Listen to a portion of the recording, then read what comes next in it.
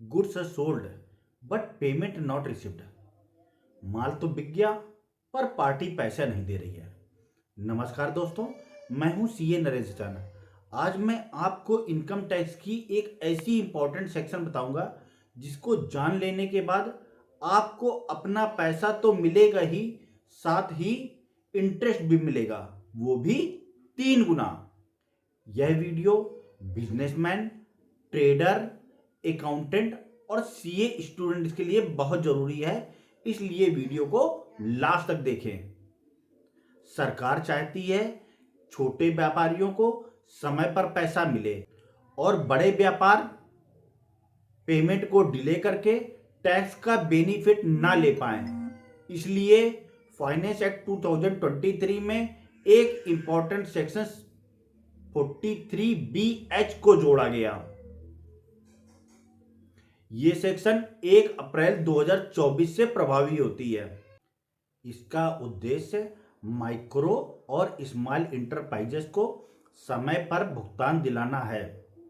अगर कोई खरीदार माइक्रो या स्मॉल इंटरप्राइजेस से गुड्स या सर्विसेज खरीदता है और उसने उसका भुगतान एग्रीमेंट में तय समय में नहीं किया, या अगर कोई एग्रीमेंट नहीं है तो 45 दिन के भीतर नहीं किया, तो उसका यह खर्च उस साल अलाउ नहीं होगा, बल्कि उस साल अलाउ होगा जिस साल भुगतान किया गया। मीडियम इंटरप्राइजेस पर यह प्रावधान लागू नहीं होता। अब सप्लायर को क्या कंपनसेशन मिलेगा? अगर सप्लायर माइक्रो या स्मॉल इंटरप्राइजेस है और बायर समय पर पेमेंट नहीं कर रहा, तो एमएसएमई एक्ट 2006 के अनुसार सप्लायर को इंटरेस्ट का कंपनसेशन मिलेगा। इंटरेस्ट का अमाउंट आरबीआई बैंक रेट के 3 गुने के बराबर होगा, जो कि मंथली कंपाउंडेड होगा। बायर को इंटरेस्ट का पेमेंट कंपलसरी है और वह इसको अपने खर्चे में भी क्लेम नहीं कर सकता। सप्लायर को इंटरेस्ट कैसे क्लेम करना है? सबसे पहले written demand notice. Supplier buyer को रिटन डिमांड नोटिस भेज सकता है। MSME Samadhaan portal. Supplier online complaint file कर सकता है, जहां फैसिलिटेशन सेंटर इसकी सुनवाई करता है। सेक्शन 43BH कब कब लागू नहीं होती?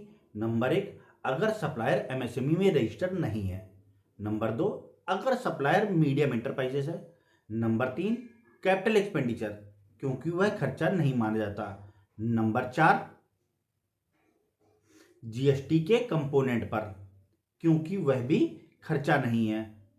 आप समझ लीजिए माइक्रो, स्मॉल या मीडियम इंटरप्राइजेस क्या होते हैं, क्योंकि यह धारा माइक्रो और स्मॉल इंटरप्राइजेस पर तो लागू होती है, पर मीडियम इंटरप्राइजेस पर नहीं लागू होती। अगर प्लांट एंड मशीनरी में इन्वेस्टमेंट 1 करोड़ तक है और टर्नओवर 5 करोड़ तक है, तो वो माइक्रो इंटरप्राइजेस होगा। अगर प्लांट मशीनरी में इन्वेस्टमेंट 10 करोड़ तक है और टर्नओवर 50 करोड़ तक है, तो वो स्मॉल इंटरप्राइजेस होगा। अगर प्लांट मशीनरी में इन्वेस्टमेंट 50 करोड़ है और टर्नओवर 250 करोड़ है, तो वह मीडियम इंटरप्राइजेस होगा। तो हमें ध्यान रखना है कि यह धारा माइक्रो और स्मॉल इंटरप्राइजेस पर ही लागू होती है। अब एक महत्वपूर्ण प्रश्न, अगर एग्रीमेंट में 60 या 120 या 90 दिन लिखे हैं, तो पेमेंट डिले कब मानी जाएगी? एमएसएमई एक्ट 2006 का सेक्शन 15 बायर और एमएसएमई सप्लायर के बीच भुगतान की अवधि निर्धारित करता है, जो कि 45 दिन से अधिक नहीं हो सकती। इसलिए अगर एग्रीमेंट में 60, 90 या 120 दिन लिखे हैं, तो वो कानूनन वैध नहीं है। मैक्सिमम 45 दिन ही हो सकते हैं। अगर यह वीडियो आपको यूजफुल लगी हो तो लाइक ज़रूर करें, अपने बिजनेस फ्रेंड्स के साथ शेयर करें और ऐसे ही टैक्स अपडेट के लिए हमारे चैनल को सब्सक्राइब करें। धन्यवाद, मिलते हैं अगले वीडियो में।